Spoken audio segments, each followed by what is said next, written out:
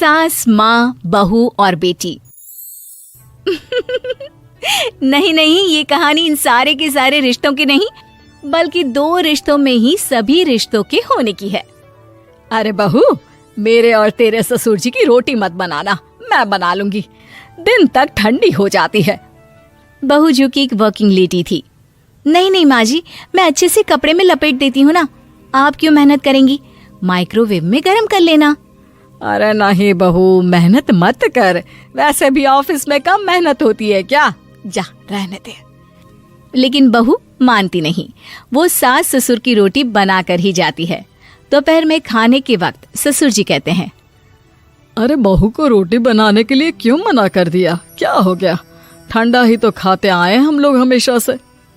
अरे वो क्या है ना, सुबह ऑफिस जाती है, घर का सारा काम करने में वक्त लग जाता है, अरे थकती है वो अलग, तो मैंने सोचा बहाने से ही थोड़ा कम काम करवाऊं। ससुर मुस्कुरा रहे होते हैं। ये तो अच्छा है, बहू को समझना जरूरी है। वक्त बीत रहा था, घर में सब खुश थे कि एक दिन, माँ जी आप शाम को थोड़ा टहलने निकला करें, घर पर रह रहकर हड्डियां जाम होती है, पापा को भी ले जाया करिए, मैं वक्त पर तो आ जाती हूँ। बहू ठीक 5 बजे ऑफिस से घर आ जाती है, फिर चाय नाश्ता बनाकर सास ससुर के साथ बैठती, उन लोगों को सारा दिन का हाल बताती। रात को पति घर आता है। क्या बात है बेटा, ऑफिस से आकर कभी हम लोगों के साथ भी बैठा कर। अरे माँ, दिन रात काम करके मन ही नहीं करता, अगले दिन की फिर तैयारी होती है, आप और पापा ही कमरे में आ जाओ। इससे अच्छी तो बहू है, कितना भी थकी रहे, घर आकर हम लोगों के लिए चाय नाश्ता बनाना, फिर बातें करना। बहू ना होती तो हम बुढ़ा बुढ़िया तो बैठे ही रह जाते। सास और ससुर अब बहू के कहने पर शाम की सैर पर निकलने लगते हैं। सास की कई सहेलियां बनती है तो ससुर को भी कुछ बुजुर्ग लोगों का ग्रुप मिल जाता है। कैसा रहा सहेलियों के साथ शाम का वक्त? हम लोगों ने तो भाई खूब योगा किया। अरे हम लोगों को गप्पों से फुर्सत ही नहीं होती। वैसे मिसेस मल्होत्रा आज बहू के बारे में कुछ बोल रही थी। तभी वहां ऑफिस से बहू आ जाती है जो जींस और टॉप में होती है। क्या बात है माँ, क्या कह रही थी आपकी सहेली आपकी बहू के लिए? सास इस बार बहू को कुछ अलग तरीके से देखती है और उल्टा सवाल ही दाग देती है। क्या कह रही थी वो हटा, ये बता, तेरे ऑफिस में तो मर्द भी काम करते होंगे ना? बहू जो अब तक मजाक कर रही थी वो सीरियस हो जाती है। मर्द होंगे नहीं माँ जी, मर्द ही ज्यादा हैं, हम 5 ही लड़कियां हैं ऑफिस में। अरे तो अच्छा लगता है क्या ऐसे कपड़े पहनती हो? कल से तुम ना साड़ी पहनकर ऑफिस जाना, और हाँ, शाम का नाश्ता थोड़ा जल्दी बनाया करो, नाश्ता बनाकर बाद में ही ऑफिस के कपड़े चेंज करने जाना। बहू को समझ में नहीं आता कि सास को हो क्या गया है, लेकिन वो कुछ नहीं कहती, सीधे किचन में जाकर चाय नाश्ता बनाती है और सास ससुर को दे देती है। अगले रोज बहू ऑफिस के लिए तैयार होती है तो खूब सुंदर सी साड़ी पहनती है और ऑफिस के लिए निकलने से पहले सास और ससुर के पैर छूती है और निकल जाती है। क्या बात है, आज मेधा के ऑफिस में लग रहा है कोई फंक्शन है। अच्छा, पता नहीं, मुझे तो बताया नहीं, वैसे तो सारी बात करती रहती है। अरे देखा नहीं कैसे साड़ी पहनकर जा रही थी? अरे वो तो मैंने ही बोला है उसे। अरे अच्छा लगता है क्या रोज रोज ऐसे सूट या जींस में जाना? बहू हो, बहू बनकर रहो।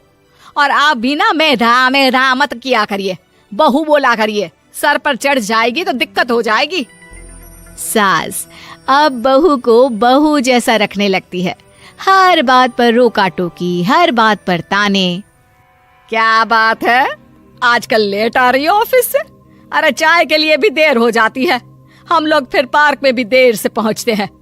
सभी की बहुएं वक्त से चाय नाश्ता करा देती है अपने सास ससुर को, बस एक तू ही है जो उस वक्त ऑफिस से निकलती है।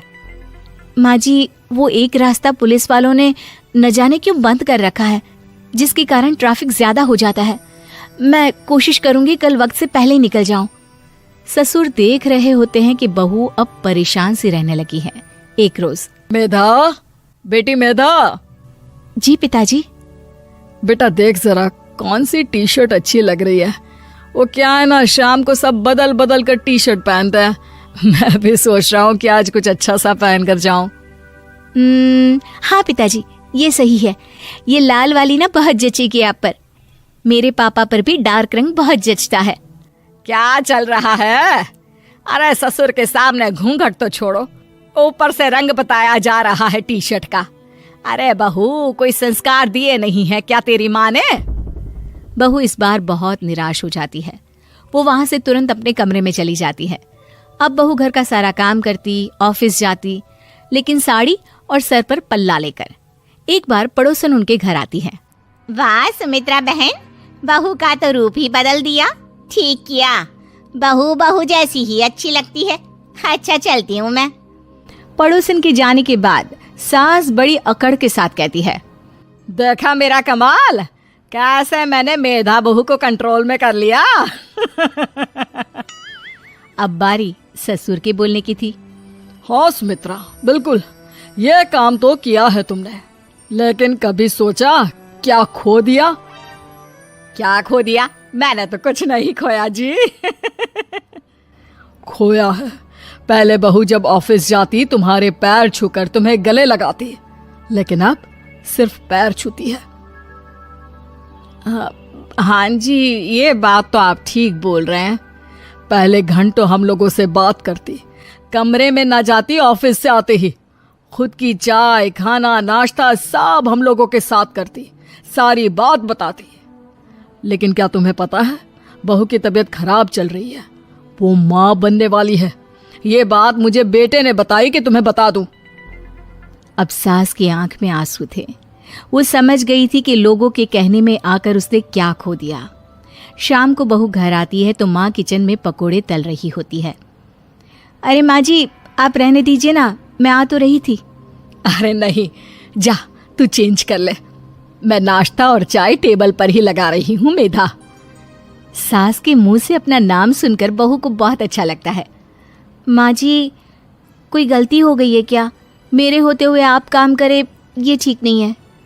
संस्कारी और समझदार बहू सास को माँ समझती है, लेकिन सास की बेवकूफी उसे सास ही बनाकर रखती है।